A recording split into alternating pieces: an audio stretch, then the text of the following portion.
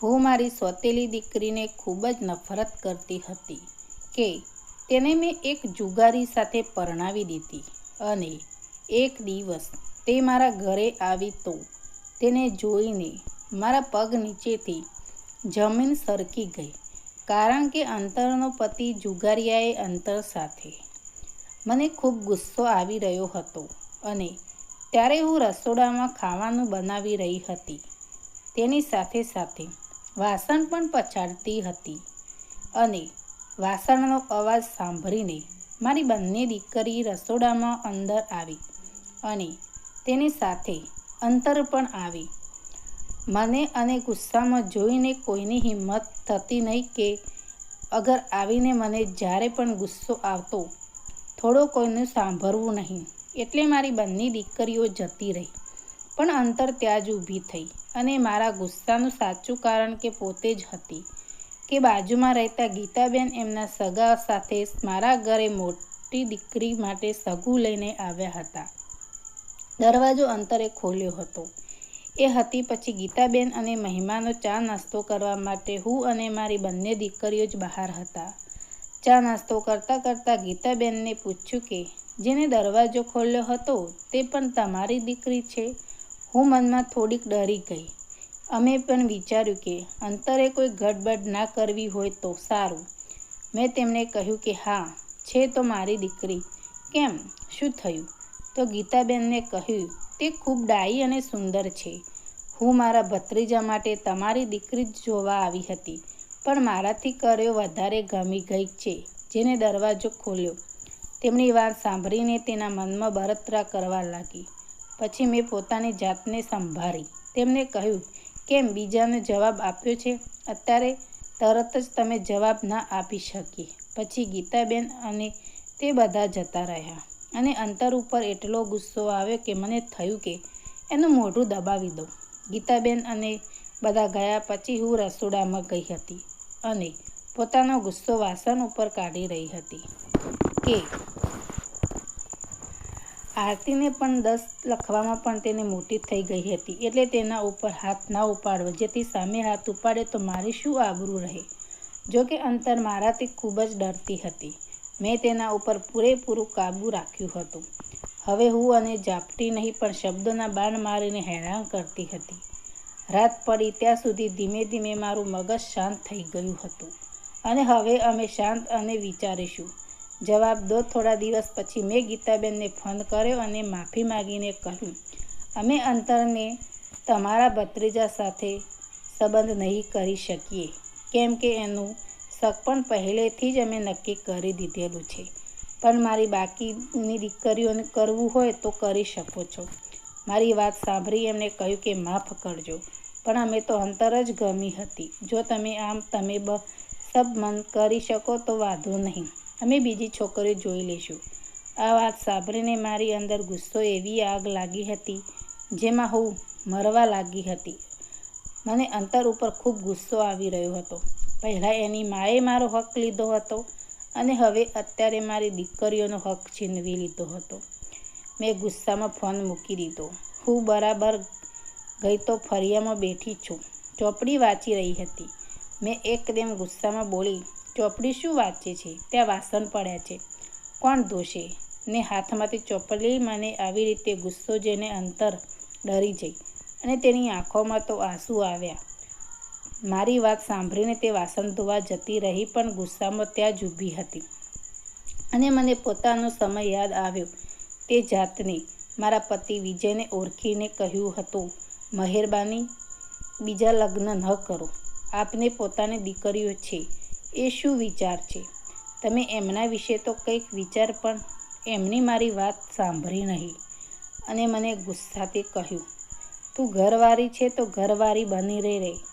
તારે મારે માથે નથી ચડવાનું અને હું મારી ઓફિસે એક નિશાને પ્રેમ કરું છું. આજે મેં સાથે જ લગ્ન કરીશ. ભણેલી ગણેલી તારે જેમાં અભણ નથી, પણ તું હજુ સુધી મને એકલો પણ નથી આપી કે આની આવી પાછા વિચારસરને લીધે મને થોડો સમય માટે દિલ પરત થવા લાગી હતી. પણ પછી તે પોતાના દીકરાનું મોઢું જોઈને અને મારા ઘરને બચાવવાનો પ્રયત્ન કરવાનો હતો. મેં વિજયને કહ્યું કે એ પણ તમને દીકરાને દઈ શકે તો શું કરશો? પછી ત્રીજા લગ્ન કરીશ? પણ મારી વાતમાં કોઈ અસર વિજય ઉપર ના થઈ. તેમણે કહ્યું કે હું નીતાને પ્રેમ કરું છું અને નીતા સાથે જ લગ્ન કરવા છે. દીકરો ન આપી શકે તો પણ જો દીકરી થશે તો કેમ કે તેના ઉપર નીતાનું ભૂત ચડેલું હતું અને તે જ અઠવાડિયે તેની સાથે લગ્ન કરવાના ઘણા બધા પ્રયત્નો કર્યા. એને કડક શબ્દોમાં અને બસ એક પણ શબ્દ મોઢામાંથી કરે તો હું તને અત્યારે છૂટાછેડા આપી દઈશ અને આ વાત ઘરમાંથી કાઢી મૂકીશ. અને જ્યારે વિજયના લગ્ન થયા અને નીતાએ પણ એક દીકરીને જન્મ આપ્યો અને તેનું અચાનક મૃત્યુ થઈ ગયું, ત્યારે વિજય સામે જ બેઠા બેઠા બધું જોઈ રહ્યા અને તે પણ તેની દીકરી મને સોંપી દીધી અને પછી તે ક્યાંય જતા રહ્યા હતા અને સમય જતાં અંતર મોટી થઈ.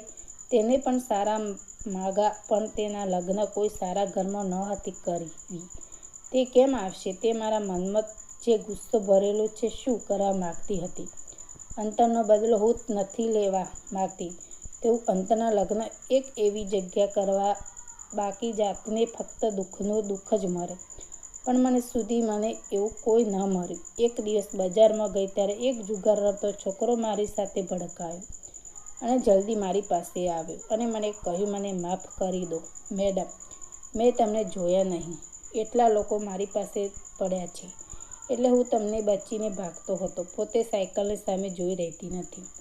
પૂછ્યું, કોણ તારી પાછળ પડ્યું છે? અને જુગારમાં હું પૈસા હારી ગયો છું. અમુક લોકો મારી પાછળ પડ્યા ત્યાં સુધી મને ગમે ત્યારે ચોક્કસ અત્યારે મારે લોકોથી બચવું છે.